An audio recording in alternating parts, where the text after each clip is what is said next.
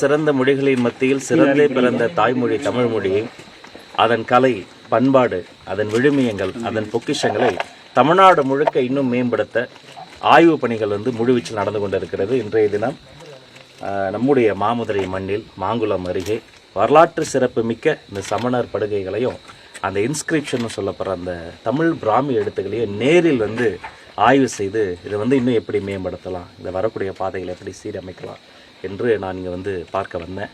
வந்த இடத்துல நான் இன்னும் நிறைய சொல்லுவேன்னா, வந்த இடத்தில் கற்றுக்கொள்வதற்கும் பெற்றுக்கொள்வதற்கும் இந்த மொழியில், நம்முடைய பண்பாட்டில், இந்த வரலாற்றில் எத்தனை விஷயங்கள் இருக்கிறது என்று எண்ணி வியந்து போனேன்.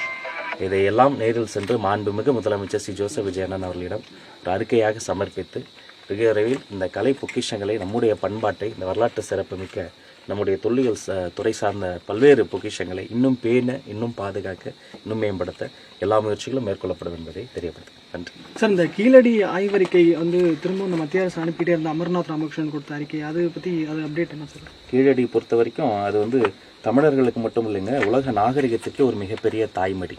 அப்போ அது அறிவியல் பூர்வமாக, இன்னும் சயின்டிஃபிக் பூர்வமான ஆதாரங்களை இன்னும் அதிகப்படுத்தி என்ன முறையோ அந்த முறையில் ஒன்றிய அரசோடு நாங்கள் அது கலந்து ஆலோசனை செய்து அது நிரூபிக்கப்பட போகிற ஒரு வரலாறு. அது மட்டும் இல்லை, கீழடி போல் இன்னும் பல்வேறு இடங்களில் நல்ல விஷயங்கள் நடந்து கொண்டு இருக்கிறது.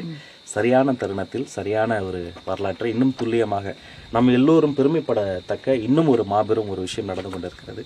அது தக்க சான்றுகளோடு அது முறைப்படி வரையில் அறிவிக்கும். ஒவ்வொரு ஆட்சியில் இந்த பள்ளி சீருடைகள் அப்படிங்கிறது மாற்றப்படுது. நம்ம அதுக்கு அப்டேட்டாக தான் இருக்கா சார்? பள்ளி சீருடை மாற்றப்படுகிற வாய்ப்புகள் இருக்கா சார்? ஏற்கனவே மாண்புமிகு முதலமைச்சர் அவர்களினுடைய பள்ளிக்கல்வி ஆய்வு கூட்டத்தின் போது நான் நேரில் எடுத்து சென்று அந்த சீருடையெல்லாம் காட்டினேன். இந்த சீருடையை பொறுத்த வரைக்கும் அதில் பல துறைகளினுடைய கொலாபரேஷன் இருக்குங்க.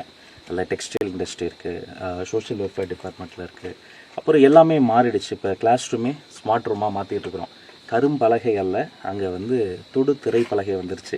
ஆனால் அந்த யூனிஃபார்ம் ரொம்ப நாளாக மாறாமல் இருக்குது. அது பாதுகாப்பு, அது மட்டும் இல்லை, அது மானத்தை காப்பது. அது ஏழை எளிய பிள்ளைகள் அத்தனை பேர் என்னுடைய கண்ணின் மணிகளாக அரசு பள்ளிகளில் படிக்கிறாங்க. இப்போ அதை மாற்றுவது குறித்து அது நான் சமர்ப்பிச்சிருக்கிறேன், சப்மிஷன் பண்ணியிருக்கிறேன். அதையும் வெகு சீக்கிரத்தில் ஆய்வு செய்து முதல்வர் அறிவிப்பேன்.